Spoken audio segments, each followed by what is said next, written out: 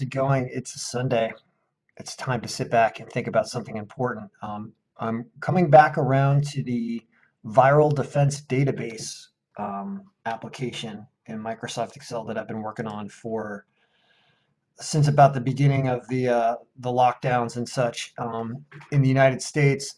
This is about taking the genome sequence of the COVID-19 or the coronavirus, or SARS-CoV-2 is the actual like legal name of it, taking the order of the base pairs of RNA in the virus. It's just a string of base pairs. This is not going to be a molecular biology lesson because I can't teach one anyway, but there is a string of nucleotides. It's 29,800 and change. And I've done a lot of work organizing it in the order that it's in. A lot of people smarter than me and specialists in the field have their own software versions that do this so that they can analyze the shape of the virus and the parts of the genes and everything. What you can do with this application is you can move around the genes for this one. And by the way, there's so many different versions of the virus that uh, I can't even begin to tell you how extensive this thing can be. What happened was I was working on this for a few weeks almost every day, and then I got to a part where I didn't know how to proceed appropriately, and I'll talk about that a little later in this video. And so my brain got stuck and I moved on to something else, and I hadn't come back for, I don't know, at least a week or 10 days or more. And this needs attention because we're all going to get this virus if we keep living normal life, and it looks like we won't necessarily have permanent immunity from it. So you can get it again, and it gets into your lungs, gets into parts of your body, it destroys tissue. It's a bad, bad thing. And so we need to figure out ways to not just a vaccine, but antibody treatment or some type of treatment so that it doesn't progress when we are diagnosed with it.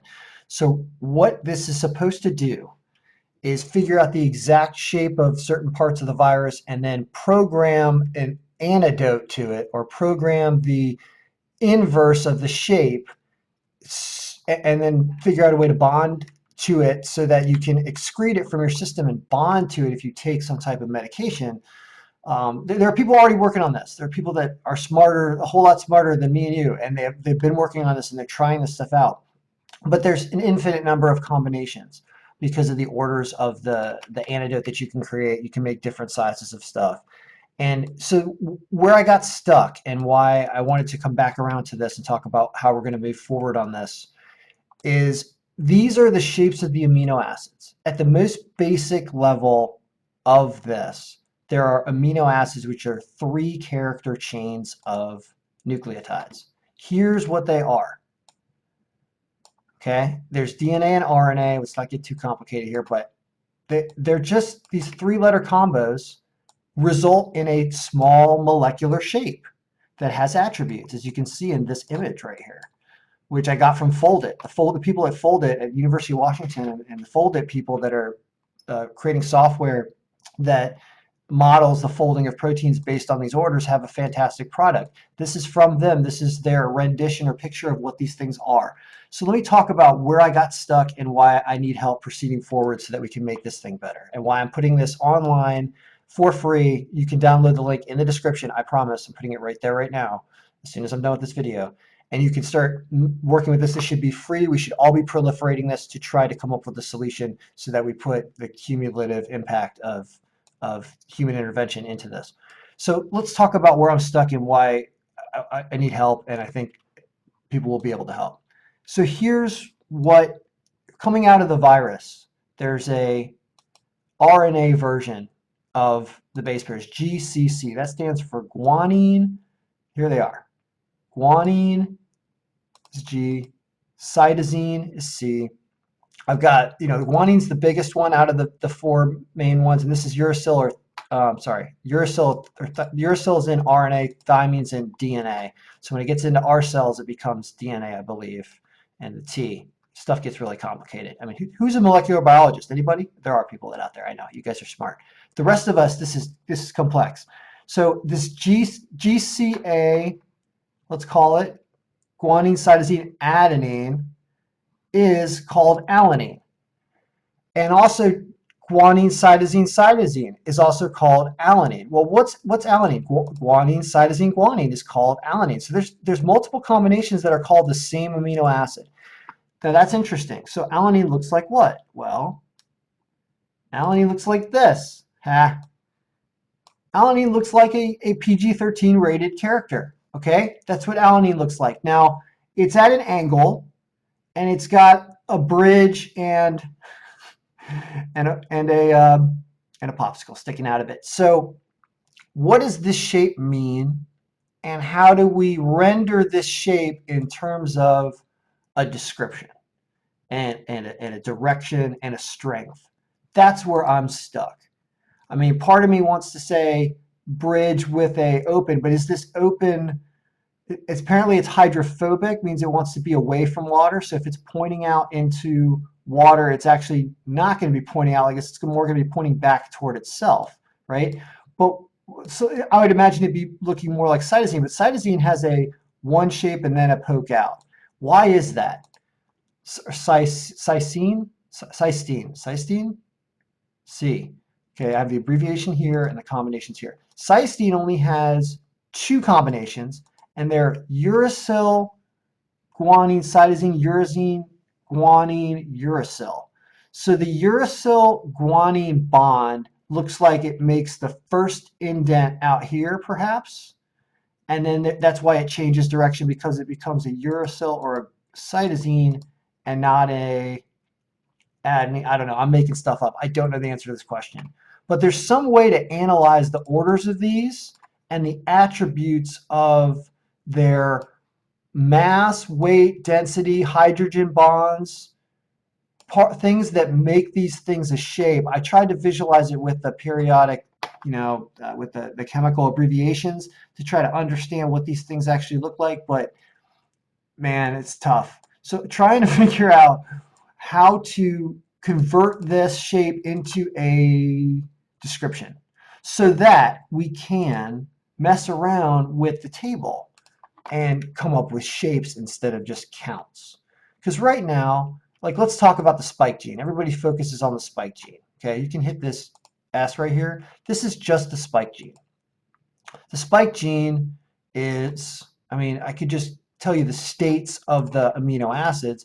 It's generally hydrophobic. It's generally polar.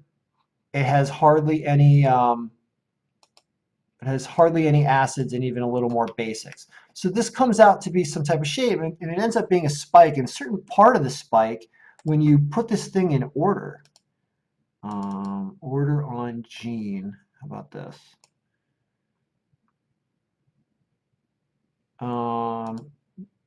We're going to learn how to manipulate this thing to do what we want. So this is the order on the gene on codon start 1. And you can change your codons if you know what I'm talking about with codons. You can change your starting places like this, and it's going to change everything. Because you count by threes, apparently, if we're doing amino acids. So, well, what this is saying is there's an initiator, there's a hydrophobic, there's a polar. We need to be running down with something over here that is actually making the shape. It could be like a direction or a strength, like you need to have some type of strength and some type of direction and some type of bonding agent. Like, because as you're going to have numbers here, like this initiator is what? It's like a 5 strength out of 10. I don't know. The hydrophobic part means it's really strong because it's avoiding water. It doesn't want to bond, so that's a no. Direction is like, I don't know, north. I have no idea. We're going to have to come up with 3 different directions. There's going to be something, and it's going to roll together and relate to the amino acid, right? Like when I say that, it's, let's get rid of this subtotal and open this up and show you what the amino acids are. Right, so you got a bunch of leucine, serine, glutamine, whatever, somewhere along this string, okay, which is order on gene 3820. So this is like, this is telling you how many nucleotides long the spike gene is. 3,822 base pairs. These are the amino acids in order. If you can figure out some type of way to apply a attribute to these amino acids as you go down.